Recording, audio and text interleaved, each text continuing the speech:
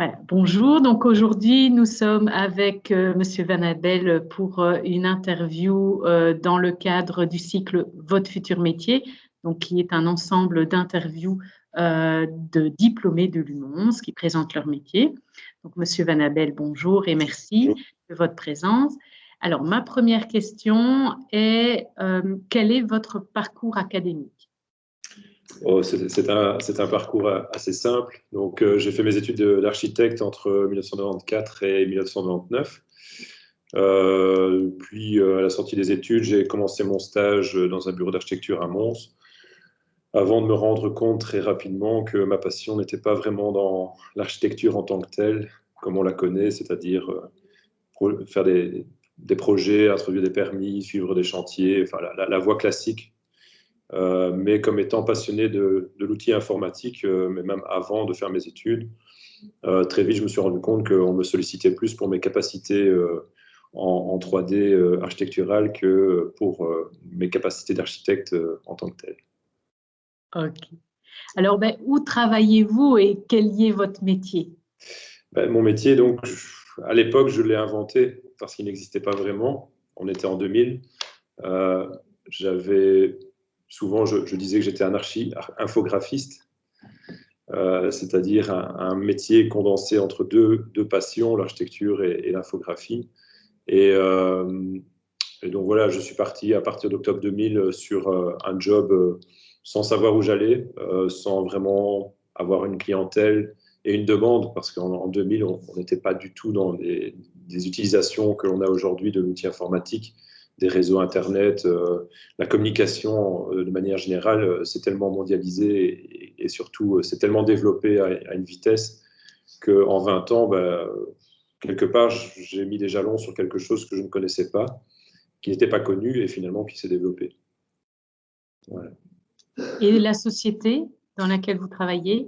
Donc pendant 4-5 ans, donc de 2000 à 2005, j'ai travaillé comme indépendant tout seul, sans vraiment avoir de nom d'entreprise ou quoi que ce soit. Et à partir de 2006, j'ai créé la société Asymétrie pour des raisons, je dirais, de visibilité surtout, de comptable aussi évidemment, puisque la clientèle commençait à s'étoffer, mais Xavier Van Abel n'était pas très connu. Et par contre, créer une société qui s'appelle Asymétrie avec un nom un peu géométrique dans le domaine de l'architecture, de l'urbanisme, ça parlait déjà beaucoup plus vite aux personnes et ça se retenait plus facilement aussi. Et donc voilà, en 2006, j'ai créé la société tout seul. Et depuis 2006, on s'est développé. Donc au début, un collaborateur, puis un deuxième, un troisième. Et aujourd'hui, on navigue entre 16 et 18 collaborateurs dans le bureau. Ok, merci. Alors, quelles sont vos missions principales dans le cadre de votre métier au sein de la SPRL, pardon, Asymétrie? Mon métier à moi aujourd'hui, il est totalement différent. Je suis le gérant, l'administrateur, mais je suis concierge aussi. Je suis celui qui répare les toilettes, qui remet du papier dans l'imprimante. J'ai un poste totalement multifonctionnel. Mais je ne fais plus d'architecture et plus de 3D. Allez, quasiment plus. Quand j'en fais, c'est le soir pour moi personnellement et sur des projets qui sont totalement perso. Mais en tant que production 3D architecturale, ce sont mes collaborateurs qui gèrent aujourd'hui. En fait, ce qui s'est passé, c'est que, comme on est beaucoup, j'ai dû créer une organisation structurée avec des personnes qui sont elles-mêmes responsables d'autres personnes. Donc moi, aujourd'hui, je suis quand même, allez, plus sérieusement que d'être le concierge, je suis quand même la figure de proue du bureau et je vais chercher les nouveaux projets, je rencontre des clients potentiels, je fais aussi cette casquette commerciale, c'est-à-dire d'être sur la route et d'aller rencontrer les clients éventuels. Donc je suis plus en amont et puis après je laisse la gestion du workflow à l'ensemble de mes collaborateurs, tout en ayant quand même de temps en temps un œil critique et je vérifie tous les projets régulièrement. Chaque semaine, j'ai un point projet sur l'ensemble des projets qu'on gère pour moi avoir une vision de tout. Parce que même si je ne fais rien en tant que production, je tiens quand même à avoir un regard sur ce qui sort d'ici. Parce qu'évidemment, notre travail, notre compétence et notre savoir-faire, si on veut continuer, il faut toujours se remettre en question. Et donc, il y a hors de question d'avoir une image de moindre qualité ou quelque chose erroné qui sortirait d'ici. Donc, voilà, je tiens à avoir un niveau de qualité et d'exigence qui reste le même que le premier jour où j'ai commencé à travailler tout seul. Ok. Alors, est-ce que vous pourriez décrire votre journée type professionnelle? Elle commence très tôt, très très tôt. Et donc, parfois 4 heures du matin, je suis au bureau. Parce que en fait, c'est les meilleures heures de la journée pour moi, parce que je suis tout seul et que là, je peux faire des choses très, comment dire, qui demandent une certaine qualité de temps, faire des factures, faire des dossiers un peu plus complexes, etc. En journée, je suis tout le temps interrompu, donc ça n'aurait pas de sens. Et donc après, je m'occupe de la famille quand même, puis après, je m'occupe du bureau. Et là, c'est variable, hein. Donc, certains jours, c'est des réunions qui sont internes, qui sont programmées pour analyser les dossiers dont je parlais tout à l'heure. C'est rencontrer mes clients. J'ai un agenda qui se remplit régulièrement soit de visio grâce au Covid, soit de déplacements chez le client, mais partout en Belgique, au Luxembourg. Donc, parfois, c'est la journée complète sur la route. Je dirais globalement, c'est rencontrer énormément de personnes à l'extérieur. Et puis, dès que je suis au bureau, c'est de vérifier, comme je disais tantôt, hein, c'est la validation des documents qui sont produits, ou parfois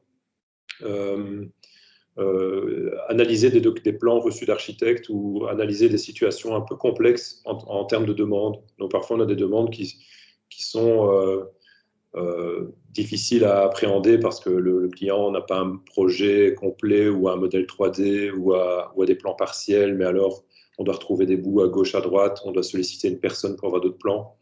Bon, ben voilà, grâce aux connaissances que j'ai dans le milieu, je peux vite rebondir et aller chercher des informations que mes collaborateurs n'auraient pas su avoir.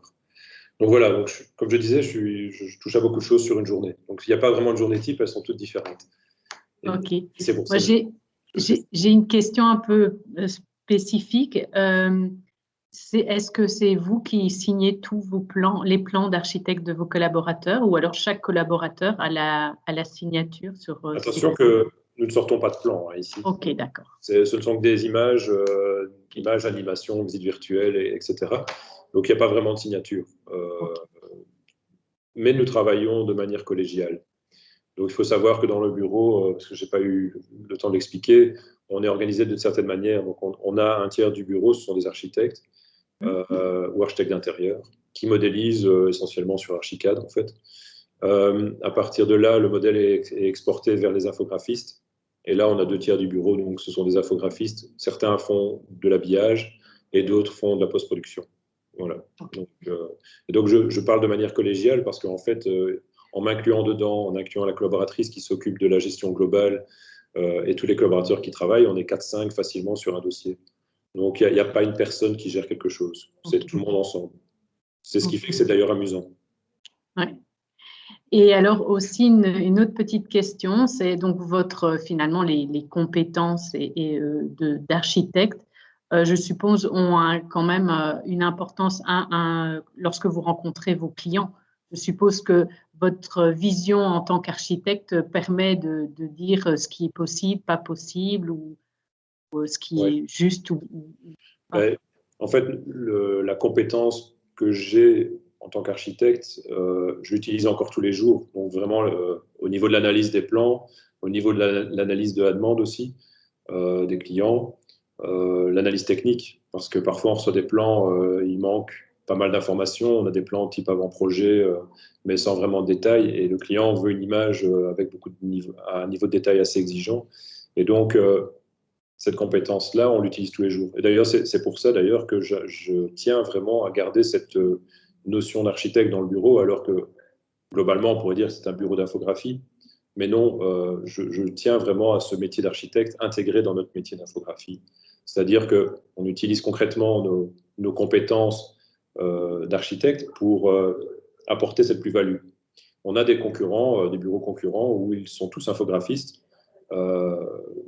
mais c'est pas le même. Il n'y a pas l'âme aussi insufflée au projet par le niveau de détail, par la compréhension du bâtiment. Je dis souvent quand on reçoit un projet, on le reçoit en plan. Et fréquemment, je me rends compte que moi, dès que je vois des plans, je comprends tout de suite le projet en 3D. Enfin, je le vois en 3D, en fait. C'est ça qui est assez amusant. Et forcément, l'expérience, depuis de nombreuses années, je commence à un peu appréhender cette façon de faire. Et donc, le projet, je le vois directement et limite, je le vois déjà habillé, je le vois déjà en ambiance. Donc, ça veut dire que quand je rencontre un client en réunion pour préalable, je suis capable déjà lui dire, de lui décrire l'image qu'on produirait pour lui. Et ça, c'est assez important. Que d'autres, que des infographistes, par exemple, ne pourraient pas, parce qu'ils ne comprennent pas le plan tout de suite. Ils le comprendraient s'ils rentrent vraiment dedans, mais ils ne le voient pas immédiatement. Et donc voilà, je pense qu'à ce niveau-là, il y a une réelle plus-value de notre métier, quoi. Ok. Alors, quelles sont les compétences nécessaires au métier que vous effectuez au sein de la société Asymétrie? Ça dépend. Si on parle de la compétence d'architecte qui travaille ici, c'est purement de la maîtrise informatique, maîtrise d'Archicad ou de Revit, de savoir bien comprendre un projet en 3D, comme je viens de l'expliquer, euh, d'avoir aussi une connaissance des matériaux, ça je trouve ça essentiel, euh, parce que bon, au début, un collaborateur infographiste, je lui parlais d'acier Corten, il faisait des yeux jusqu'au plafond, et donc voilà, les matériaux sont importants, comprendre. Parfois, on est plus basique aussi. Hein, on va parler de briques Van der Sanden. Pas question d'aller mettre une brique différente de celle du client souhaité. On a des briques aussi aujourd'hui qui sont très spécifiques. Là, dernièrement, un projet, on avait des briques de 60 cm de long sur 4 cm de haut. Il est hors de question d'aller mettre une brique qui fait 30 sur 8, par exemple. Ça n'a pas du tout le même effet dans l'image. Donc, et donc oui, il y a cette compétence technique euh, à tout niveau, je pense.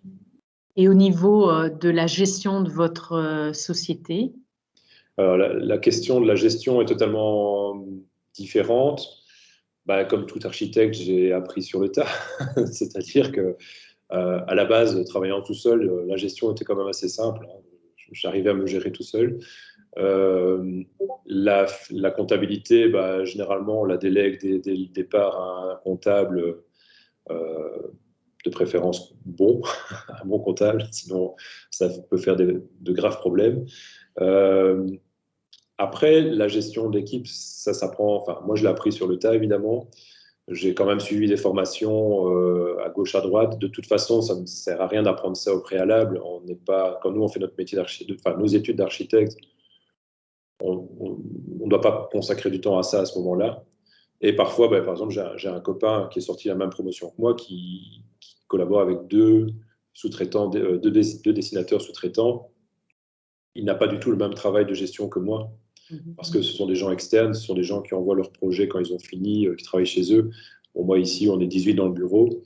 Donc, il y a effectivement toute cette gestion qui est un peu plus importante. Mais ça s'apprend sur le tas et ça s'apprend au fil des erreurs éventuelles ou aussi des petites formations à gauche, à droite en gestion d'entreprise que j'ai pu faire, quoi.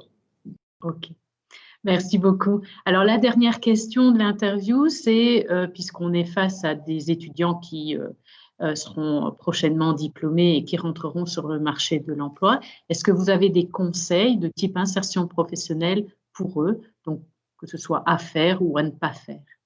Disons que s'ils sont motivés par travailler sur Archicad, ils peuvent déjà postuler chez moi. Ça, c'est un premier pas. Après, que faire ou ne pas faire? On est dans un secteur qui est assez particulier. Hein. On a une filière qui est quasiment toute tracée, c'est-à-dire on fait nos études et puis on fait le stage d'architecture, enfin le stage d'architecte, pardon.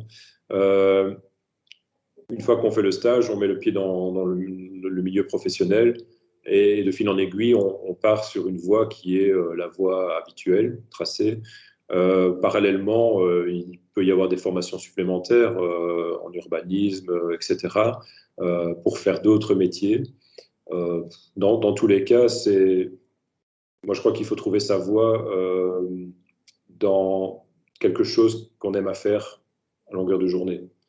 Je l'ai fait un petit peu quelques mois par expérience. Je peux dire qu'aujourd'hui, je ne compte pas les jours, alors qu'à certains moments, je comptais les heures quand je travaillais dans un truc qui ne me plaisait pas. Et donc, la première chose à faire, c'est vraiment savoir ce qu'on a envie de faire à longueur de journée. Parce que je le dis souvent aussi, on passe plus de temps avec ses collègues qu'avec son couple ou sa famille. Le métier est quand même la chose la plus conséquente dans notre vie. Donc, il ne faut pas se tromper, quoi. Voilà. Okay. Merci beaucoup pour toutes ces informations. Alors, je vais me retourner plutôt vers les étudiants maintenant. Donc, vous pouvez poser vos questions dans le fil de conversation ou en levant la main. N'hésitez pas, évidemment.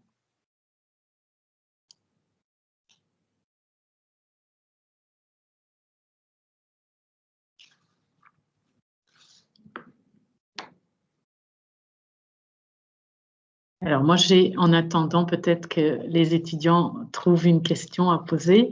Donc quand vous êtes sorti d'Archi, voilà, vous aviez plutôt les compétences d'architecte.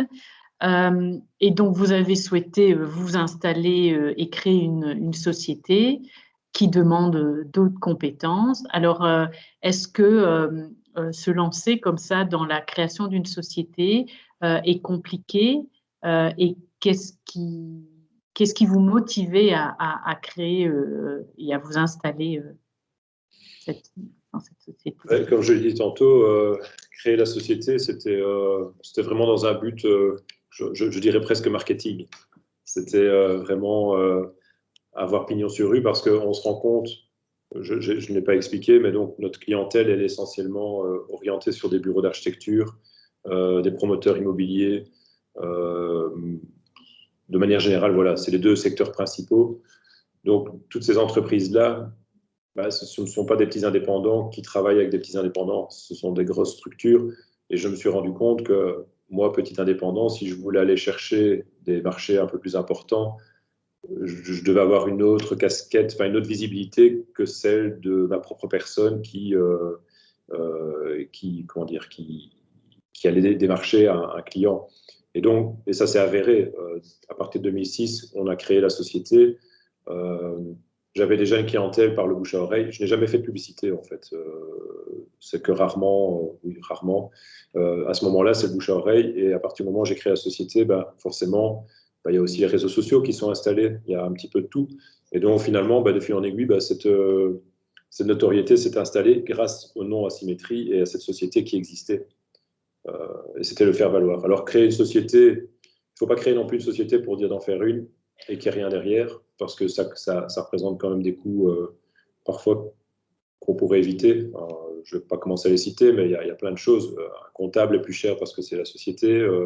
On a des caisses sociales spéciales sociétés, donc on paye de l'argent à l'État, mais juste parce qu'on est une société. Donc voilà, il ne faut pas la faire non plus dans l'esprit, oui, j'ai envie d'avoir une société à moi et voilà. Donc, il y a quand même une démarche derrière qui est de dire, je veux faire quelque chose financièrement, je veux gagner ma vie, enfin, je veux faire prospérer cette entreprise. La contrainte aussi, c'est que l'entreprise, elle va générer des bénéfices qui lui appartiendront. C'est assez particulier comme situation. C'est-à-dire qu'en gros, je suis quelqu'un qui travaille pour la société, elle va me rétribuer un salaire, mais si je vends pour 10 000 euros, 50 000, 100 000, 200 000, c'est Asymétrie qui paye, qui gagne, c'est pas moi. Et donc aujourd'hui, c'est assez bizarre, mais c'est comme si on donnait naissance à quelqu'un. On le dit, hein, c'est une entité morale, donc c'est une personne qui n'a pas de cerveau, c'est une personne qui n'a pas de jambes, mais qui a un pouvoir financier plus important par des petites mains qui sont derrière, qui sont les miennes en fait. Enfin les miennes dans mon cas à moi, mais celles de l'administrateur d'une entreprise. Okay. Donc voilà, c'est assez particulier comme situation. Ok, je vous remercie. Alors, je vais donner la parole à Monsieur Grenu. Vous pouvez allumer votre caméra et votre audio. Oui, bonjour. Vous m'excuserez, j'ai pas de caméra. Ok, il n'y a pas de souci. Malheureusement, je suis en train de voir pour essayer, mais bon.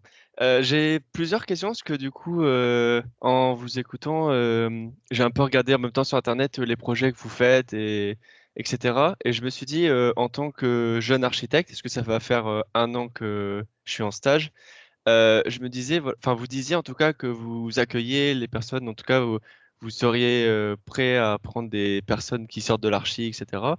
Si on maîtrise Archicad. Mais je me pose une question, c'est je vois que vous faites pas mal de projets, mais on va dire des images pour d'autres bureaux. Du coup, vous ne faites pas tout ce qui est maîtrise, suivi de chantier, etc. au sein du bureau. Ah non, non, justement, c'est pour ça que j'ai choisi ce métier-là. C'est que quand j'ai commencé à faire des maîtrises et des suivis de chantier pendant mon stage, je me suis vite rendu compte que c'était pas du tout ma tasse de thé. J'adorais faire, en fait, moi, ce que j'adorais, c'était faire des avant-projets, de faire des concours aussi. Donc, c'est-à-dire faire des images de concours et des planches, des mises en page de planches de concours. Enfin, en gros, ce que je faisais comme étudiant aussi, quelque part, quand on faisait nos jurys, mais à une échelle beaucoup plus poussée encore, parce que les concours d'architecture, bah, c'est très rapide, ça va super vite et il faut que ça claque. Donc voilà, il faut avoir de l'idée très, très, très vite. Et donc moi, à partir du moment où j'adorais faire de l'informatique, enfin, de manière générale, l'outil informatique, plus de l'architecture, bah, évidemment, la seule solution que j'avais, c'était de produire des images pour les autres, en fait. Et donc, je reviens en arrière, hein, dans les années 2000, j'étais à un moment où ma clientèle, c'était que des bureaux d'architecture parce qu'ils n'avaient pas, faut imaginer qu'à l'époque, SketchUp n'existait pas, qu'on avait AutoCAD 14 ou je ne sais plus quelle version, un Archicad 5.6. Et j'étais un des rares dans la région de Mons d'ailleurs, à maîtriser un outil 3D. Et donc finalement, mes clients, c'était les bureaux d'architecture locaux qui venaient me commander des images pour montrer leurs avant-projets. Et certains avaient compris que une belle image allait vendre le projet plus facilement, et c'est toujours vrai. En 2021, c'est toujours le même raisonnement. Une superbe image va vendre 10 fois plus vite qu'une mauvaise image. Parce que bon, quand vous regardez un petit peu ce qui se fait aujourd'hui, bah, le niveau de qualité des visuels a vachement augmenté en 20 ans, forcément. Mais de temps en temps, vous voyez aussi encore des projets, ouvrez le Logikimo à la sortie du Deleuze, il y a des images dedans, mais c'est des images que je faisais il y a 20 ans, quoi. Donc,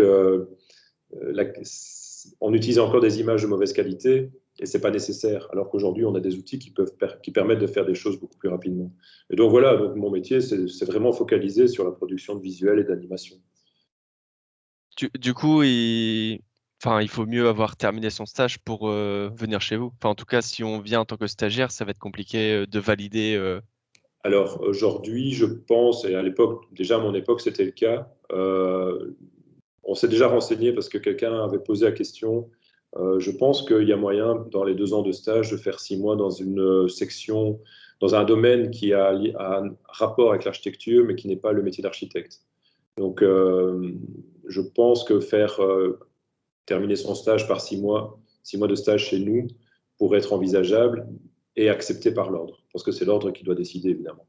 Mais j'avais eu quelqu'un qui s'était renseigné à une époque, et on est dans la situation parce que clairement, les collaborateurs qui travaillent sur les projets ici, je parle des architectes, hein, pas des infographistes, les architectes, bah, ils utilisent des plans tous les jours, ils modélisent en 3D.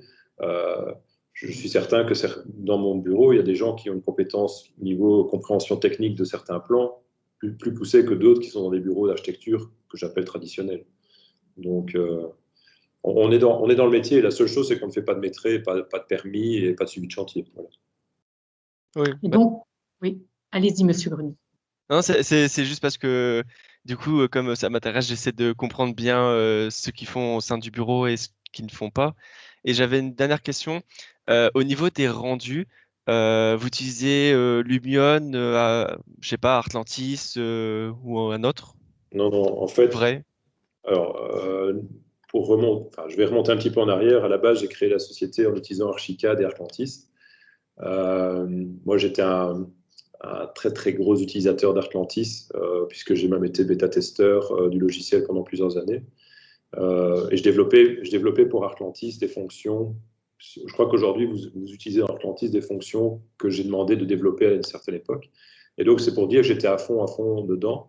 Et on arrivait à sortir des visuels, mais je parle de vers 2008-2010, des visuels, mais de très haute qualité avec Artlantis. Ce qui s'est passé, c'est qu'après, on a commencé à faire de l'animation. On a commencé à faire toute une série de choses, aujourd'hui le temps réel, des visites 360, etc. Et Artlantis, clairement, n'est plus du tout adapté à notre pipeline. Comme je l'expliquais tantôt, on est plusieurs à travailler sur un projet. Donc, le système est assez exigeant parce que le rendu ne peut plus se faire sur Artlantis, sur un poste mono-utilisateur. On a un système avec une render farm et je crois qu'on a 36 PC survitaminés dans une armoire qui calcule jour et nuit. Parce qu'il y a un logiciel qui centralise les calculs de chaque séquence, etc. Et donc là, on est obligé de rentrer dans des logiciels beaucoup plus complexes. Et donc c'est pour ça que nous, on a basculé tout à un certain moment sur Cinema 4D, qui est très très bien, qui a une super passerelle avec Archicad. Et donc voilà. Alors par contre, Lumion, Twinmotion, etc., on a aussi une licence Twinmotion. Par contre, on n'utilise pas vraiment. J'associe souvent Lumion et Twinmotion à Artlantis, c'est-à-dire ces logiciels qui sont très bien faits pour faire des avant-projets dans des bureaux d'archi, qui sont très bien faits pour faire une belle présentation, mais forcément, c'est tellement bien fait que le rendu sur Lumion, le rendu sur Twinmotion, il est le même pour tout le monde en fait. Donc finalement, on a beaucoup de mal aujourd'hui à faire des choses originales avec des logiciels qui sont hyper formatés, mais qui sont, je le dis, hein, je ne suis pas négatif à propos, mais pour notre utilisation à nous, on ne saurait pas le faire. Ça n'aurait pas d'intérêt. On utilise Twinmotion que pour faire des visites virtuelles, enfin des visites en temps réel dans certaines scènes. Mais franchement, sur une année, on a vendu 2 projets comme ça. Le reste du temps, c'est tellement des logiciels qui sont gourmands en énergie matérielle que c'est pas possible, quoi. Donc voilà. Et puis sur Cinema 4D, bah oui, on utilise des moteurs de rendu. Jusqu'à présent, on utilisait V-Ray. Là, on est en train de switcher sur un nouveau qui est tendance, hein, Corona. Corona Render, ça ne s'invente pas. Il a été inventé avant le Covid. Hein, donc, et voilà, donc c'est un autre moteur de rendu. Et voilà quoi. Mais c'est vraiment parce qu'on a toute une organisation assez complexe pour produire nos visuels et nos animations. Ok, merci bien pour toutes ces réponses. N'hésitez pas à postuler, il n'y a pas de problème. Alors, je vais donner la parole à Monsieur Brouille.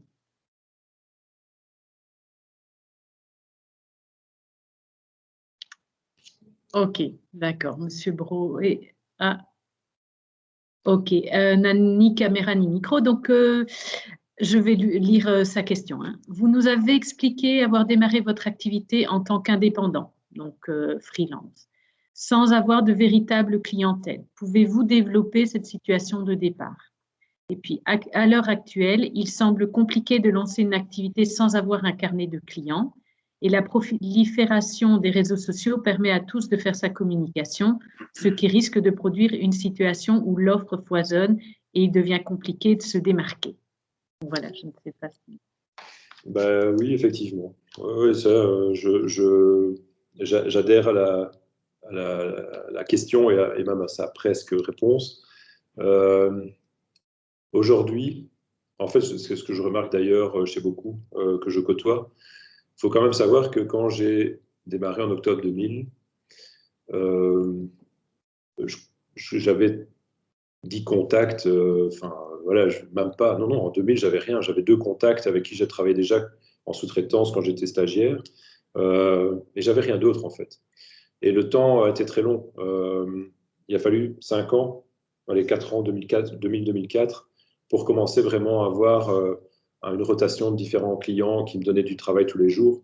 Mais il faut imaginer qu'en 2001, je me souviens, mon comptable, à la fin du bilan fiscal, donc on parle plutôt de 2002, me disait en 2001, j'avais été en dessous du seuil de pauvreté toute l'année. Bah oui, forcément, je gagnais rien du tout. Enfin, c'était très, très difficile. Et j'ai même failli baisser les bras et retourner travailler dans un bureau d'architecture classique. Mais j'ai persévéré. En fait, j'ai persévéré parce que franchement, il n'y avait que ça que j'aimais faire, donc j'avais pas trop le choix. J'avais proposé d'ailleurs mes services de 3D et c'est ce qui m'a sauvé aussi, c'est qu'en fait, j'ai trouvé des bureaux à Bruxelles notamment qui commençaient à développer l'outil 3D et qui voulaient quand même avoir des images et des échanges avec moi. Et c'est ce qui m'a permis de me développer. Mais ça a été vraiment difficile et je le remarque aujourd'hui, quelqu'un qui referait la même chose et personnellement, est-ce que je remettrais 5 ans à être aussi lent pour démarrer sans carnet d'adresse, sans réseau? Je ne sais pas. C'est la période où c'était le plus dur, clairement. Mais aujourd'hui, oui, le réseau, je l'ai créé. Aujourd'hui, j'ai le carnet d'adresse. Ça fait 21 ans, donc forcément, c'est plus la même chose. Donc, c'est très difficile. Je ne peux pas conseiller à quelqu'un de se lancer du jour au lendemain. Maintenant, en tant qu'architecte, on sera quand même amené à travailler, à se lancer sur le marché de l'emploi, sur le marché en tant qu'architecte et proposer ses services. Je reste persuadé, parce que souvent, beaucoup se lancent immédiatement à la sortie du stage. Je pense qu'aujourd'hui, on est amené quand même à évoluer vers une société où on aura plutôt des gros bureaux d'architecture que des petits bureaux. Parce que ça devient tellement complexe. Moi, je ne vais pas vous aborder le sujet administratif parce que je ne le maîtrise pas assez, mais pour ce que je connais et les échanges que j'ai avec mes confrères, aujourd'hui, ça demande énormément de compétences. Et donc, finalement, souvent, on retrouve des bureaux avec des associés qui sont 3, 4, 5, parfois 10 associés. En tant que jeune architecte, de travailler pendant plusieurs années dans un bureau, parce que le temps d'avoir des projets à gauche, à droite, on commence tous par le garage de la maman ou de la tante ou du voisin. Et puis, voilà, j'ai un copain, il a fait des garages pendant 5 ans. Alors, toutes les annexes de sa commune, il les a faites. Et à un moment, il en avait marre de toujours faire des annexes et ça ne se développait pas. Aujourd'hui, il est gestionnaire de chantier dans une entreprise et il est super heureux. Donc voilà, on ne sait jamais comment ça va évoluer. Ça, on ne peut pas le dire. C'est trop difficile. Voilà. Alors, Monsieur Brouet, si Monsieur Van Abel a bien répondu à vos questions, vous pouvez tout de suite l'écrire et après, je passerai la main à Monsieur Grenu. Oui, voilà. Donc, vous avez bien répondu à sa question. Alors, donc, Monsieur Grenu, vous pouvez reprendre la parole. J'avais une question encore un peu spécifique sur le bureau. Je me demandais du coup au sein du bureau, comme vous êtes quand même assez nombreux, est-ce que les personnes sont salariées, sont considérées comme voilà, des salariés, ou est-ce qu'ils sont tous indépendants et ils interviennent entre guillemets voilà, pour des projets au sein de votre bureau? Alors, en termes administratifs, on a des gestionnaires administratifs, donc eux sont employés. Par contre, les infographistes et architectes sont dans des statuts soit indépendants, soit des contrats SMART. On a déjà essayé, ça ne marche pas. En fait, on a des horaires une situation quand même avec des horaires parfois très compliqués. Je vais prendre un exemple. On a eu quatre énormes concours au mois d'avril. Quand je regarde les quantités d'heures qu'ils ont rentrées à la fin du mois, c'était hallucinant. Et ici, au mois de mai, il y a eu la semaine dernière une chute, pas une chute de travail, pas une chute de commande chez nous, mais simplement tellement de projets qui se sont mis en attente qu'à un moment, je dis souvent que c'est des roues dentées dans un mécanisme, et toutes les roues se sont alignées, il n'y avait plus rien. Il n'y avait plus rien qui sortait, tout simplement parce que tous les clients, tous les projets qu'on traitait dans certaines parties étaient mis en stand-by. Et donc, par exemple, les 3 infographistes en Photoshop, ils ont été en congé la semaine dernière. À vrai dire, si je mettais ça sur un système d'employés, ça ne marche pas. Parce que je me retrouvais d'un côté avec des heures faramineuses à certains moments, et puis d'autres moments, plus rien. On doit créer un canevas en termes d'employés, les heures sont les heures. Donc, le statut correspond mieux à cette optique-là, à cette philosophie-là. C'est assez complexe. Après, dans le bureau, ils ont tous aussi des activités, comment dire, je ne vais pas dire secondaires, mais j'en ai par exemple un qui modélise chez nous et qui fait de la typo, qui fait des mises en page pour ses clients le week-end ou le soir. J'en ai une autre, elle est photographe. Elle ne travaille pas le mercredi. Le mercredi, elle fait ses photos de studio chez elle ou le week-end. Ou parfois en soirée, peu importe. Mais je veux dire, voilà, ils ont aussi des activités en parallèle, autre que ici, quoi. D'accord, c'est clair au moins. Merci beaucoup. Moi, j'ai justement deux questions. La première, c'est puisque c'est des indépendants et que donc tout varie et vous travaillez principalement évidemment sur ordinateur, est-ce que vous avez un bâtiment à symétrie où ils viennent travailler ou ils travaillent chacun chez eux? Alors, ça, c'est une belle question qu'on a abordée grâce au Covid, parce qu'à la base, on travaille tous ensemble. Pourquoi? Parce que c'est nécessaire comme je l'ai expliqué tantôt, on a un processus de travail qui est un processus collaboratif. C'est-à-dire que je ne confie pas, je ne reçois pas une maison ou un immeuble à faire un matin et je dis, tiens, c'est toi qui va faire le modèle, qui va tout faire, tiens, c'est toi qui va faire ceci. Non. On est parti du principe qu'on voulait extraire le meilleur de chaque formation, de chaque compétence. Et donc, je préfère un architecte qui modélise et qui maîtrise Archicad à 150% que d'avoir quelqu'un qui maîtrise un peu Archicad, un peu Cinema 4D, un peu Photoshop. Et donc, de ce fait-là, de facto, on est obligé d'avoir des échanges tout au long de la journée. Ici, à cause du Covid, on a dû mettre en télétravail une partie du bureau. Et j'ai maintenant la démonstration et la certitude que ce n'est pas possible. Parce qu'on perd énormément de temps. Alors, les collaborateurs en télétravail sont très contents, ils restent chez eux, ça, on est bien d'accord. Mais en réalité, on perd un temps fou à communiquer par le net, à envoyer des informations, des datas. Eux, ils viennent pomper sur le serveur à longueur de journée, mais ça prend beaucoup de temps parce que même si nous, on a une bonne connexion, eux, ils n'en ont pas forcément une meilleure. Et donc, ça devient très contraignant. Et donc, on aspire qu'à une chose, c'est que le télétravail soit abrogé rapidement et que tout le monde revienne au sein du bureau. Parce que ça ne peut pas fonctionner autrement.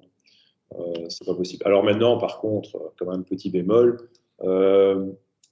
il arrive aussi que les collaborateurs, puisqu'ils ont quand même, certains ont du matériel chez eux, il arrive que pour une raison X, ils restent un jour chez eux en disant bah oui, je dois aller à l'administration, c'est ouvert que le matin, je travaille chez moi.